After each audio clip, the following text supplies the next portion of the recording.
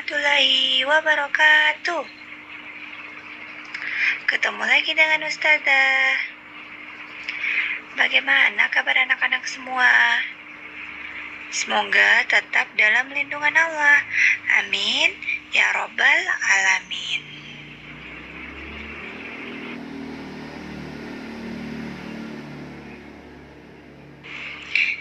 Nah, anak-anakku sekalian, pembahasan kali ini yaitu tema 6, subtema 3, energi alternatif. Perlu kalian ketahui terlebih dahulu, apakah energi alternatif itu? Energi alternatif adalah sumber energi yang dapat menggantikan bahan bakar minyak atau BBM. Pencarian dan penggunaan energi alternatif sebenarnya sudah lama diupayakan manusia. Namun, hingga saat ini, usaha tersebut belum diperoleh secara maksimal. Akan tetapi, penggunaannya semakin meningkat. Usaha ini dilakukan karena semakin sedikitnya persediaan bahan bakar minyak. Apa sajakah yang termasuk energi alternatif? Perlu anak-anakku tahu, ada beberapa contoh energi alternatif, yaitu ada energi panas matahari, energi gerak angin, dan energi gerak air. Energi tersebut mudah diperoleh, murah dan berlimpah. Panas matahari, gerak air, dan gerak angin atau bayu dapat diubah menjadi energi listrik.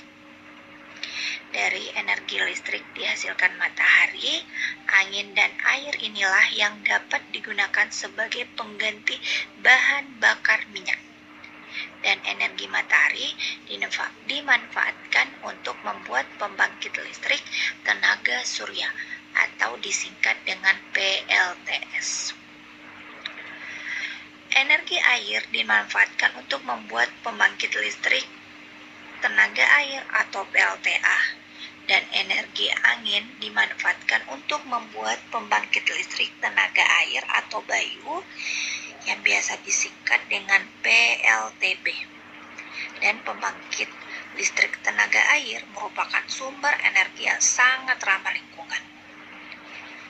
Dengan energi alternatif, kalian dapat menghemat penggunaan bahan bakar minyak. Dan manusia tidak tergantung pada bahan bakar minyak lagi. Seperti pada contoh di bawah, pemanfaatan energi surya. Kedua, pemanfaatan energi air. Dan yang gambar ketiga, pemanfaatan energi angin. Berikut gambar-gambarnya ya.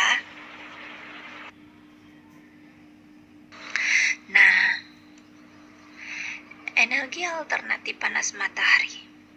Matahari sebagai sumber energi panas terbesar di bumi.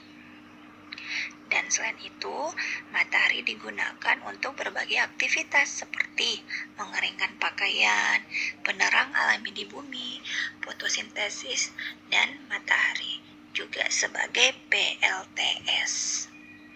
Panas matahari ditampung di alat bernama panel surya, kemudian diubah menjadi energi listrik seperti pada gambar berikut. Jadi, cahaya matahari ditampung di panel surya, kemudian digunakan sebagai aktivitas keseharian manusia di bumi seperti menonton televisi, menyalakan kipas angin, menggunakan pemanas nasi listrik agar nasinya matang, terus apalagi menyalakan lampu sebagai penerang di rumah dan lain-lain. Selanjutnya, gerak angin sebagai energi alternatif. Jadi, zaman dahulu angin sudah digunakan dalam kehidupan manusia. Angin digunakan untuk menggerakkan perahu layar. Dan angin juga digunakan untuk menggerakkan roda penggilingan padi. Gerak angin dapat dijadikan sebagai energi alternatif atau energi pengganti bahan bakar minyak. Dan gerak angin dapat diubah menjadi energi listrik. Energi listrik ini pun digunakan sebagai pengganti bahan bakar minyak. Energi angin dapat dimanfaatkan untuk pembangkit listrik tenaga angin atau Bayu yang biasa disingkat dengan PLTB. Dan pembangkit ini mengubah gerakan angin menjadi listrik menggunakan kincir angin. Dan kincir angin ini biasa disebut dengan turbin angin.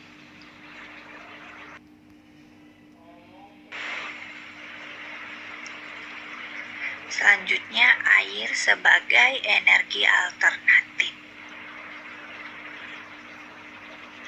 Air dimanfaatkan untuk berbagai keperluan, salah satunya pembangkit listrik tenaga air atau PLTA. Saat ini, listrik menjadi kebutuhan yang sangat penting bagi masyarakat. Listrik dari hasil tenaga air tergolong energi yang tidak pernah habis. Meskipun demikian, kita tetap harus menggunakannya dengan hemat karena air sangat penting seperti kebutuhan pokok di rumah.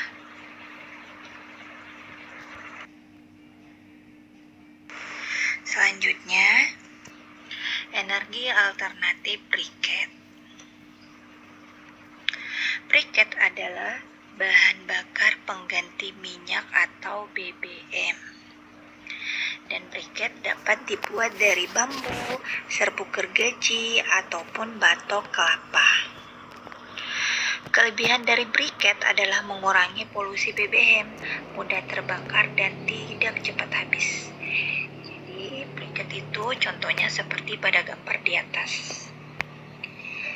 Briket biasanya digunakan untuk memasak dan untuk melakukan proses pembakaran.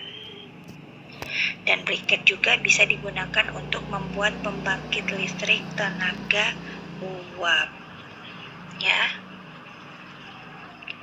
Dan fungsi dari briket ini yaitu bisa dipergunakan masyarakat untuk menggantikan gas, minyak tanah, atau sumber energi panas lainnya. Jadi seperti itu ya.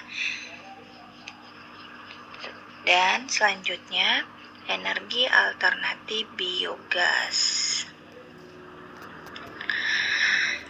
Energi alternatif biogas adalah energi alternatif yang memanfaatkan gas dari limbah kotoran hewan. Jadi kotoran hewan itu juga ada gunanya ya. Dari gas limbah kotoran sapi adalah salah satu contohnya.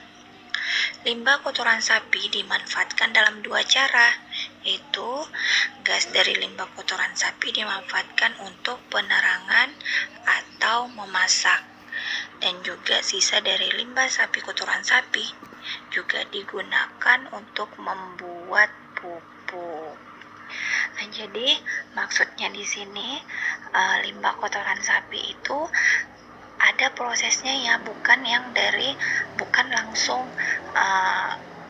kotoran sapi yang baru langsung dijadikan pupuk, tidak seperti itu, tapi dari limbah kotoran sapi ini ada proses yang butuh proses agar bisa menjadi pupuk. Jadi ada tahap-tahapnya juga. Dari tahap-tahap tersebut jadilah pupuk yang bisa digunakan untuk memperbaiki tanah, maksudnya. Jadi seperti itu. Jadi dapat memperbaiki struktur tanah ya.